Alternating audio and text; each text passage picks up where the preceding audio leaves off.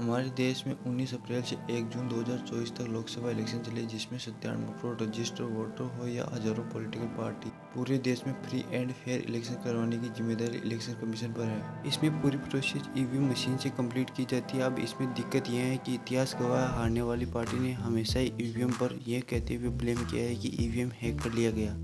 Button दबाओ, vote BJP को जाता है। इसमें 2-4 मशीनें पकड़ी जाती हैं। जब पकड़ी जाती हैं तो कह देते हैं खराब हो गई। हमें पूछना पड़ेगा कि जब भी कोई बटन दबाता है तो बीजेपी को वोट क्यों जाता है? क्या आपने उसको प्रोग्राम कर रखा है? राजा की आत्मा ईवीएम में है। सही है, सही है।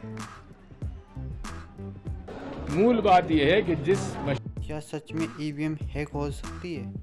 इंडिया में 97 करोड़ रजिस्टर्ड वोटर हैं, जिनको बैलेट पेपर में वोटिंग कराने पर कागज की आवश्यकता पड़ती है, जिस कारण हजारों पेड़ों की कटाई होती है और इनको गिनने के लिए सैकड़ों व्यक्तियों की आवश्यकता पड़ती है, जिस कारण इलेक्शन की प्रोसेस लंबी हो जाती है। इसी प्रोसेस को छोटी करने के लिए ईवीएम मशीन को लाया गया, जिसके बाद कुछ लोगों ने कहा कि अब भी इस मशीन में कुछ शॉर्ट कमिंग है, जिसके बाद इसमें वीवीपैट मशीन को जोड़ा गया। अब ये वीवीपैट मशीन क्या होती है? जब आप अपने मनपसंदीदा कैंडिडेट को चुनते हैं, उस कैंडिडेट के चिन्ह की पर्ची उस वीवीपैट मशीन में दिखने लगती है। इस पर्ची को आप घर तो नहीं ले जा सकते, परंतु उसमें पूरी ट्रांसपेरेंसी और डबल वेरिफिकेशन हो जाता है। परंतु कुछ लोगों ने कहा कि ये मशीन हैक हो सकती है, जिसके बाद इलेक्शन कमीशन के हेड राजीव कुमार कहते हैं कि अधूरी हसरतों का इल्जाम हर बार हम पर लगाना ठीक नहीं। ये ईवीएम कह रही है, मैं नहीं कह रहा हूं। अधूरी हसरतों का इल्जाम हर बार हम पे लगाना ठीक नहीं। वफा खुद से नहीं होती, खता ईवीएम की कहते हो।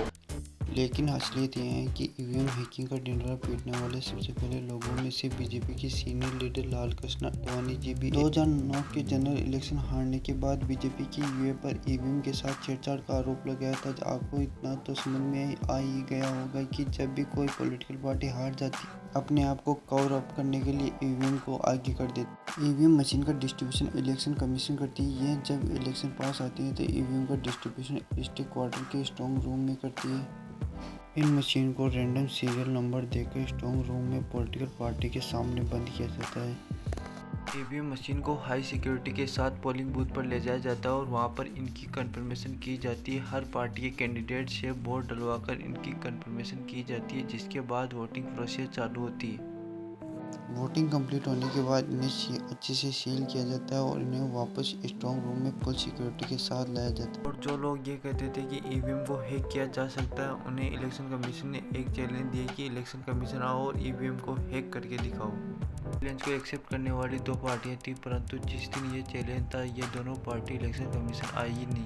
इससे ये तो क्लियर हो गया है कि ईवीएम को हैक नहीं किया जा सकता। ईवीएम का यूज आज तक 11 कंट्री कर रही है, जिसमें आज तक कोई भी ईवीएम को हैक नहीं कर पाया। आपको क्या लगता है, ईवीएम को हैक किया जा सकता है? कमेंट बॉक्स में जरूर बता देना।